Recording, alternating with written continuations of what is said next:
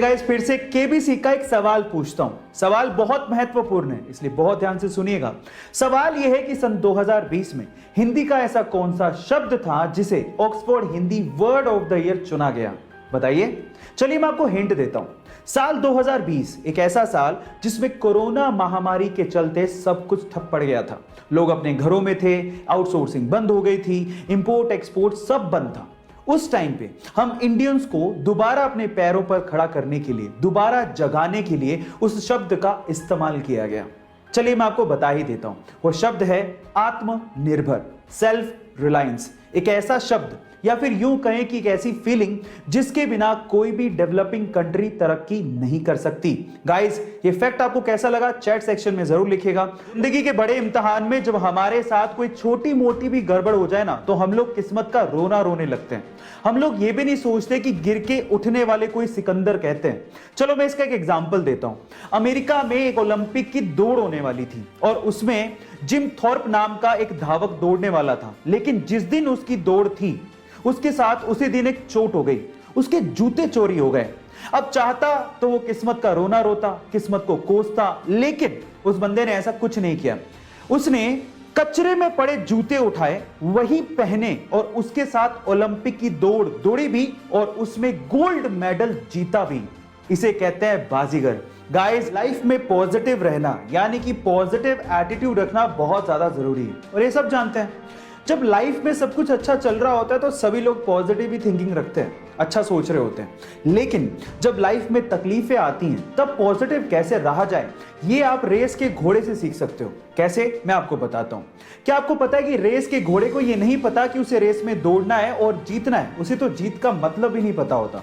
वो सिर्फ इसलिए दौड़ता है क्योंकि उसका मालिक उसके ऊपर बैठ के उसको तकलीफ दे रहा होता है, उसे पोक कर रहा होता है ताकि वो तेज भागे।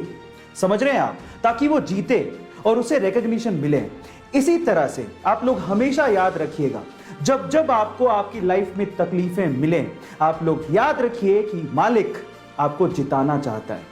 इस तरह से आप अपने एटीट्यूड को अपनी लाइफ में पॉजिटिव बना के रख सकते हैं, तब भी जब आपकी लाइफ में तकलीफें हों। ऐसी अमेजिंग रतन टाटा एक ऐसा नाम जिसे सभी जानते हैं, स्पेशली आज के युवा रतन टाटा को बहुत मानते हैं। लेकिन क्या आपने कभी यह सवाल पूछा कि रतन टाटा ने कभी शादी की थी या नहीं की? नहीं की तो क्यों नहीं की? क्या उन्हें कभी प्यार नहीं हुआ? तो चलो आज इस वीडियो में मैं आप लोगों को इन सब बातों का जवाब देता हूं। आपकी जानकारी के लिए मैं आपको बता दूं कि रतन टाटा ने अभी तक कभी किसी से शादी नहीं की।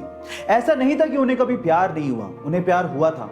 वो लड़की एक्चुअली एलए यानी कि लॉस एंजल्स से बिलोंग करती थी। दोनों एक दूसरे से शादी करना चाहते थे, लेकिन लड़की के घर वाले लड़की को इंडिया नहीं भेजना चाहते थे और सिर्फ इसी वजह से उन्होंने लड़की की शादी कहीं और कर दी।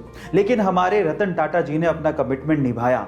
उन्होंने उससे प्यार का और शादी का वादा किया था और उन्होंने इस वादे को ताउम्र निभाया और कभी किसी से शादी नहीं करी। यह है उनकी लव स्टोरी, एकदम उनके जैसी परिपक्व। गाइस शौक बहुत बड़ी चीज है और उसके लिए लोग कुछ भी कर डालते हैं। चलो मैं इसका एक एग्जांपल देता हूं। लंदन में एक सरदार जी हैं जिनका नाम है रुबेन सिंह जी। अब उनके शौक की बात सुन के आप लोग हैरान रह जाओगे। उनके पास एक या दो या तीन नहीं बल्कि पूरी 15 रोल्स रॉयस कार हैं। और आपकी जानकारी के लिए मैं आपको बता दूं कि रोल्स रॉयस कार पूरी दुनिया में सबसे महंगी कारों में शुमार है। अब आप लोग कहोगे इसमें शौक का क्या सीन है? तो शौक का सीन सुनिए। वो जो 15 कारें हैं वो सारी की सारी अलग अलग कलर की हैं और हमारे सरदार जी अपने पग के कलर के हिसाब से अपनी कार हर दिन बदल कर लेकर जाते हैं। ओह माय गॉड, है ना ये शौक की बात? गाइस ऐसे अमेजिंग फैक्ट्स के लिए YouTube पे हमारे चैनल को सब्सक्राइब कर लीजिए और अगर आप Instagram पे देख रहे हैं तो मुझे फॉलो करना मत भूलिएगा। मिलते हैं अगली वीडियो में।